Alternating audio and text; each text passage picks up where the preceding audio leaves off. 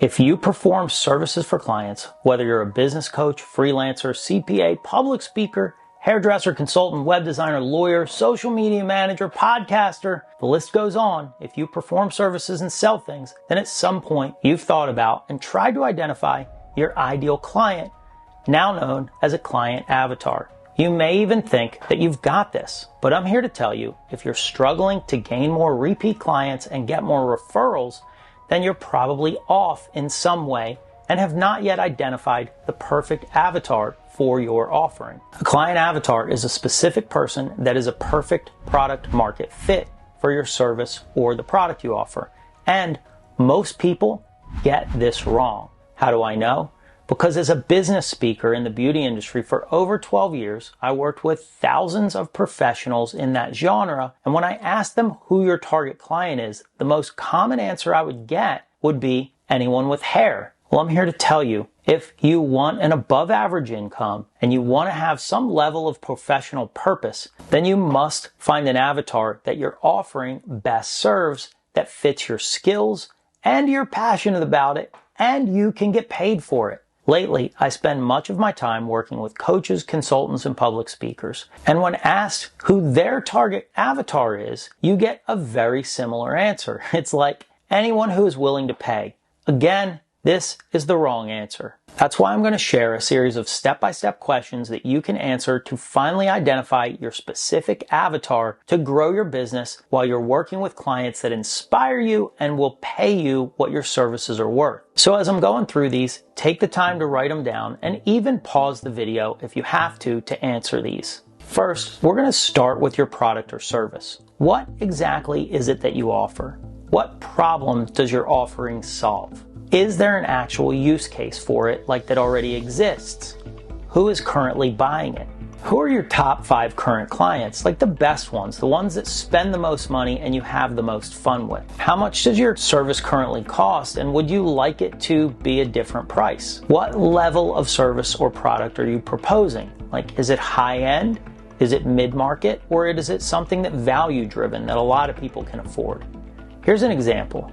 I have a friend who created an environmentally friendly mosquito repellent. They've been offering it solely on Amazon. Sales have been good and they get repeat purchases, but growth is still slow because someone has to specifically look for a product like that, which is not likely when you're talking about a new product to the market. They have not targeted any outside client base other than Amazon's search engine. Now, one thing we can all agree on is that mosquito repellent is a common household item in millions of homes in the US right now. Now, I happen to take a bottle camping with me, and this stuff worked fantastic. My mind immediately raced with ideas for ways to get this in front of the camping community. While yes, it's a common item, camping enthusiasts would be a wonderful niche market for an environmentally friendly bug repellent. It's when we understand who would be the best person for this product that you can start to dive a little deeper. What problem does this offering specifically solve? And who is the specific person that needs this problem solved? Now that you have an idea of exactly what problem you solve, you want to clearly identify the problems, frustrations, and pain points experienced by the target client that you are offering to fix. One of the blessings and the curses of the internet is that it's there. But if you want to grow a global audience, if you're a public speaker or consultant, you have to be engaged. This is something that my target clients need to do, but may not want to do. After thousands of hours of thinking about it and doing the activities, I realized that my avatar is someone who needs long or short form content and distribution, but doesn't want to or can't do it themselves, and they're willing to pay for it. Because of this, my new tagline became, has video or social media become the job that you never wanted? So here are some questions that you can ask yourself that might be helpful for you.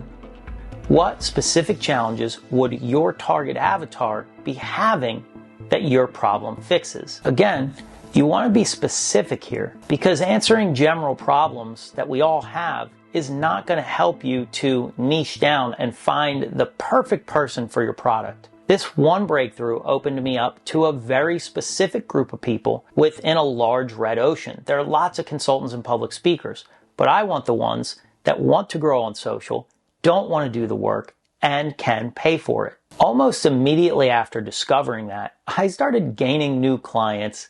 I mean, truly, it was like magic. Now that you have an idea of the pain points of your clients, let's flip the switch to the problems that they might be having that you can solve. So ask yourself, what do these people want that they currently don't have? What do they want more of? Time, money, freedom, health? You want to determine the goals, aspirations, and objectives of your avatar. What are they hoping to achieve by using your product or service? What specific outcomes are they seeking?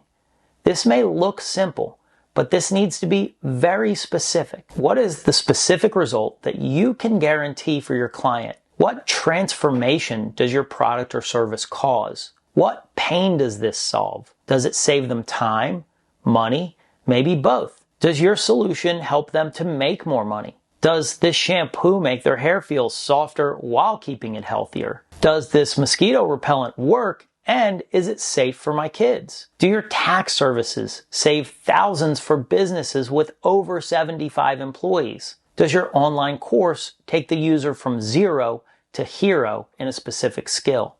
This is called the quantifiable end result. This product will give you blank without costing you blank time, money, stress, effort, so you can blank enjoy more time with your family or whatever the case may be. In my example, my services give you months of finished content in just a 1 or 2 day shoot, saving you potentially hundreds of hours so you can focus on your core money-making skill. When you can land on this clarity, your offer should be irresistible to your perfect client avatar. At this point, you know what you offer, you know what problem it solves, and who you think it solves the problem for. But now, you want to verify that you're right. How do you do this? Ask for feedback from existing clients, colleagues, or industry contacts. Talk to the people that you believe this product is for, and ask them, would they pay for this specific offering? Then refine your offering based on their feedback. If this is a brand new offering, you might even test it first. If it's mosquito repellent, send it to 20 camping influencers and get their feedback. Or in my case, I had already been shooting video for my first client for years, and he had already had somebody that was posting for him, but he wasn't really happy with the results. So I agreed to take it over as a test at a discounted rate. This gave me time to work through the kinks, refine the offer, and discover what the true value proposition was and identify what the pricing should be. Without real-life case studies, you're always going to be on a hunch. And yes, there are some products that have won big on a hunch, but throughout history, there are so many more products that will fail without verifying and refining. Before I share the final step, if this video is helping you, please like it and send it to a friend that you think needs this information. Now that you have an offering and you've gotten feedback and you've made changes according to what you learned, it's time to find more of your client avatar. Now, this is something that would be way too big to cover at just the end of the video, but I'm going to give you 3 tips that can help you to get started here. The first is warm outreach. This will be the easiest by far if you work in a specific industry or already have contacts that fit your offering in your email contact list or that are already following you on social media. Reach out to these warm leads. The more discussions you have about your offering, the easier and more clear it's going to become. You can also build an email list with these people and start a newsletter that educates and informs them on topics surrounding your offering. You can also use this to generate sales and build an audience. More about that in a future video. The second is cold outreach. This is a little harder than warm outreach, but there are a whole lot of people out there that you don't currently know that fit your offering. And you can reach out to them on a larger scale by buying email lists, email funnels, text, or running ads. Again, there is way more here than I can cover in this video, but all of these methods work when the product market fit is in place. Alex Hormozi says you can reach out one-to-one or you can reach out one-to-many. Finally, free content. Build your brand by posting free content. If you don't have an audience or you're starting over like I am, this can look impossible. But there are thousands of examples of personal brands and products, both B2B and direct-to-consumer that use free content on a platform that they understand to reach new clients for a growing business. Now, granted, this takes commitment. There are 4 steps to making this happen. 1 is pick a topic or product. 2 is to pick a channel. 3 is to post consistently. And 4 is to get a little better every day. If you learned something in this video, leave a comment below and subscribe to the channel for more videos like this. And remember, to become who you've always wanted, you've got to do something that you've never done. Thanks for watching. See you in the next one.